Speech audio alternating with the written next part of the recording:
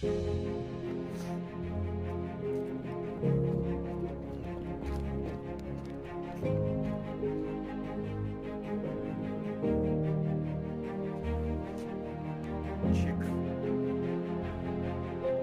Офигеть, это чё?